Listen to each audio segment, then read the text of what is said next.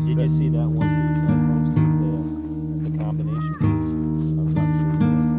It's right there. Yeah, we get. Yeah, I bet. That excavator. Oh, I see. 8 miles? It gets cold out here. I've had negative 10, but you guys go up there and share them. It'll be nothing to you. Hi everybody, Brian Busse here with AmericanGemTracker. This is part of our Utah series. I'm here today with Jeremy Fuller. Jeremy, tell us the name of your mine and what we got going on here today. So we're here at the Searle Canyon Red Beryl claims, and what we're looking for today is obviously red beryl, and then also there's other minerals associated. There's Topaz, Bixbyite, Pseudobrookite, hematite, and also there's Hofertite. So that's actually a rare mineral named after my business partner who's not here right now, but pretty more rare than red beryl. It sounds really cool. And did I hear you say there's some Pseudomorphed Garnets here? Oh, absolutely. Thanks for the reminder there. We do have the Pseudomorphed Garnets. So it was once garnets, and then pseudomorph means changed into another mineral. And since this was a highly oxidizing environment, they changed into hematite, so iron oxide. That sounds really interesting. And beautiful view of the desert here. Beautiful view of these rugged mountains, and it's amazing these beautiful red beryl and topaz crystals come out of this rugged rhyolite.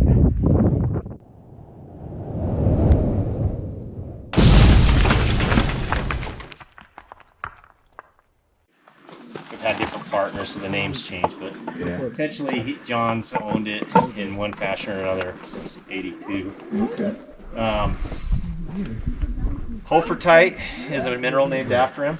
Oh. It's uranium-based tourmaline, and it's small. Tourmaline with uranium. It's a needle-like crystal. Yeah, it's a uranium tourmaline. Okay. And it was found in that pit. So we call that pit 1.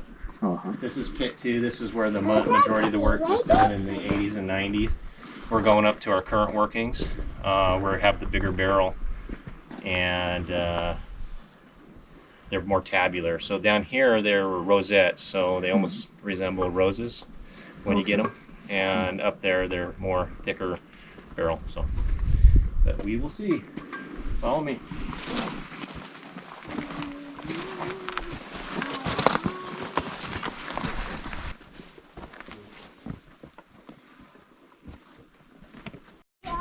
And the right pressure and temperature plus the water. So all those in turn, that's why you don't have beryl all over. I mean, there's a lot of beryllium in this rock. It's just you only have certain places, and it's a very limited number of places that you're going to find beryl, because you have to have all those situations together working, and otherwise you won't get it. Mm-hmm. So that's why it's special. Yeah. Structures kind of have a little bit of an angle to them. Some of them do, some of them are pretty much vertical, but you have a lot of movement too, since, this happened 8 million years ago, the event, so, you've had a lot of movement since then. And you'll have post-mineralization seams, and that's because, you had a mineralized seam that came up, and then there was movement, and then it fills with calcite, caliche sometimes, so you just kind of have to differentiate what you're digging. Generally, you'll have a mineralized seam next to an unmineralized seam, but here it's not as critical because we dig an area and then we screen the material. So even if you dig the unproductive rock, it's not gonna matter that much. So is there any staining or just? So the staining you see. So if you see kind of a brownish or a orangish stain, it's actually rust. I mean, there's a lot of hematite here, so iron oxide, so it's legitimate rust. Is this hematite? It absolutely does. Yep. Flakes? Yeah, and you'll find pseudobrookite too. Okay. Actually, a Hofertite. Oh yeah, there is a Hofertite there. See the yellow crystal? It's tiny, but right there on the. Right. It almost looks it looks like rutile. Yeah, it's tiny, Yeah, but it gets bigger. I mean, that's just a small crystal. Yeah, and on this rock you got the hematite. Yeah, there's quite a bit on there. And there is a Hofertite right there, right where I'm pointing. That's a Hofertite right there, that crystal. So new mineral identified in 2006, I think. I mean, it was studied by Gene Ford back in the day, but he passed away, and then nobody did any work on it until 2006. And that was Dmitry Belikovsky. I know you know him. From the Fersman Museum in Russia. So.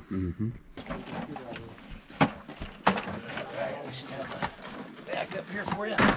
Getting close, I guess. Yeah. How does that, I mean, what do you do with that red stuff? It's sought after.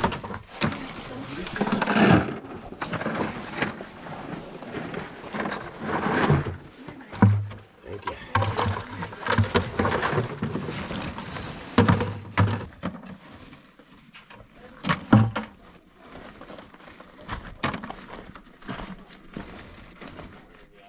It's a GoPro Hero 9. Oh, nice. It's the latest camera from them. I got it like...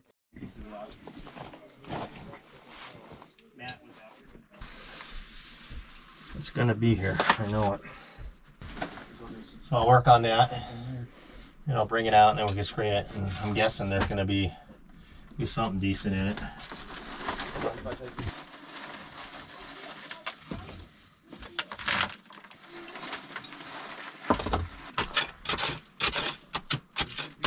When you get the frothy rock, there's open areas. Let's see, there's Gemmy Topaz, and there's that calcite around it. So that's a good sign. Just got to get into it a little bit more. I wish I could get this big rock out. That's kind of probably holding everything back there. And I'll do my best, but that's going to be a bear to get out. Got some of it out. Come on, look at that. Big rock. It's a section of it though. You can see how hard the rock is. And then on the other side you see the softer part. And that's where you get the minerals. But this hard stuff, you're not going to get anything in that. Red Beryl on it, and then it would be an awesome piece. But shows you we're in a good zone here. That is, we're working the seam down. That's why we got it so deep. And we do this all by hand. It's basically a hammer, chisel, screwdriver, and then we screen the material. Mechanical breaker and at our other mine, I'll be able to pull that out because we'll be right there on site. So I just yanked this up out of the seam. There's a topaz with the Bixbyite on it, some more topaz, so, and a Bixbyite there. So that's a good sign. Set it there.